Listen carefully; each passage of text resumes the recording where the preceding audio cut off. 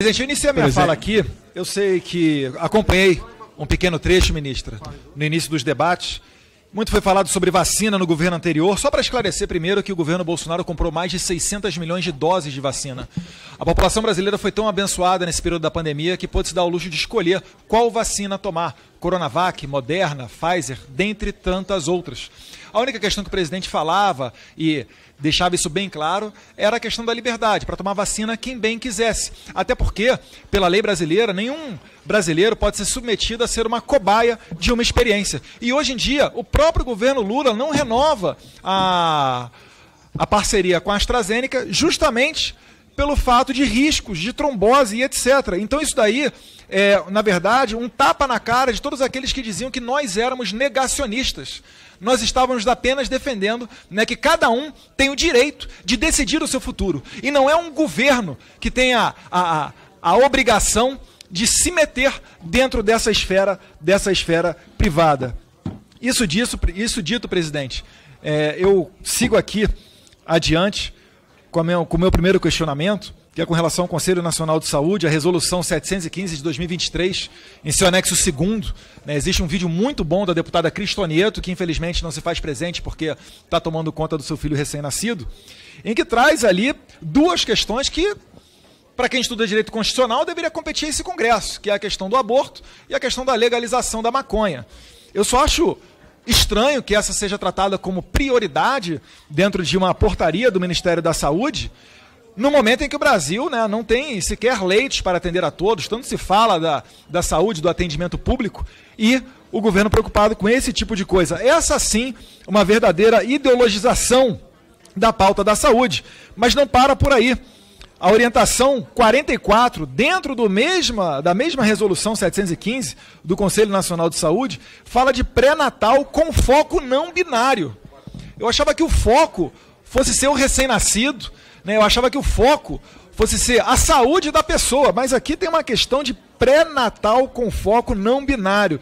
Para que as pessoas em casa me entendam, não binário aqui, na verdade, binário são umas pessoas como eu, né? Devem ser os retrógrados, né, presidente? Que tratam homem, né, e mulher de acordo com a sua biologia. E depois eles dizem que nós somos os anti-ciência, né? De acordo com a genética, com a biologia, existe homem, existe mulher, e não tem uma terceira via, né? Mas, enfim, vamos adiante.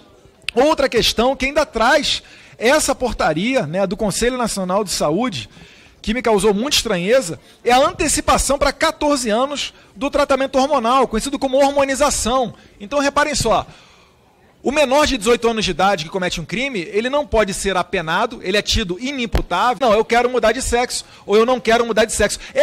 Esse tipo de debate é incabível dentro do Brasil. Mudança de sexo para menor de idade. E é o que tudo indica para perceber que uma criança ela não tem um discernimento capaz para fazer um tipo de mudança de sexo, a ablação, uma cirurgia. Gostaria de retornar, por exemplo, a ser do sexo masculino, mas daí já é tarde demais. Então, onde é que fica, né, a prioridade do Ministério? De se debater uma mudança de sexo, como se esse fosse também um problema do Brasil, né? De crianças. Eu não estou falando de adultos, meu Deus do céu. Passando aqui para uma próxima pauta, né, a questão indígena, que aqui foi falado que quero criar as crianças de acordo com o seu sexo biológico. Matéria do G1, abre aspas, pedido de declaração ou se é verdade. E um pouco mais adiante, presidente, eu não creio que vai utilizar todo o meu tempo, mas temos aqui também a questão da vacina contra a dengue. Né, matérias da imprensa, e é bom, ministra, que a gente dê oportunidade que Vossa Excelência fale, porque nem sempre a imprensa, como nós sabemos aqui, é 100% confiável, mas eu gostaria de saber de Vossa Excelência sobre essa questão da compra de vacina da dengue, que já existe um imunizante internacional, que foi ratificado pela Anvisa, e que, no entanto, as matérias da imprensa dão conta de dizer que o governo brasileiro nós sequer estaríamos travando esse debate, porque a esquerda estaria aqui em polvorosa, dando assaltos dessa altura para dizer que éramos negacionistas, que éramos contra a ciência, e é lamentável que a esquerda tenha tomado esse caminho.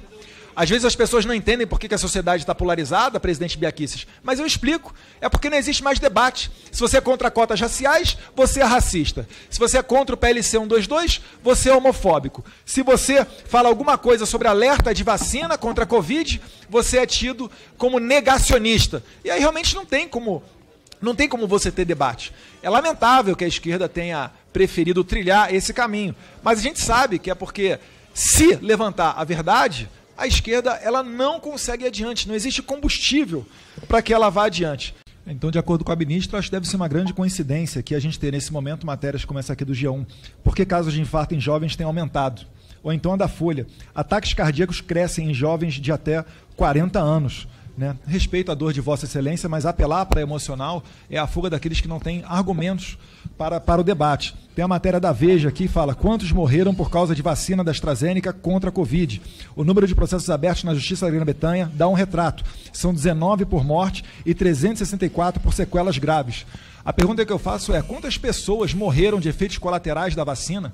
Porque não pôde-se ter um debate qualificado. Houve uma censura durante a pandemia, onde você não podia sequer falar a palavra vacina. Você tinha que escrever de outra forma para fazer menção a ela na rede social. E aqueles que nos obrigaram a tomar a vacina, né, muitos estados e alguns municípios, acabaram vendo que ela não serviu para prevenir contra a doença. Eu tomei a vacina da Pfizer e depois eu peguei Covid. Então ela não era efetiva, ainda tinha efeitos colaterais e não se permitia que fosse feita uma pesquisa decente, clínica, para você ter, né, a causa-morte daquela pessoa, porque tudo era tratado como negacionismo. E hoje vê que os negacionistas tinham razão.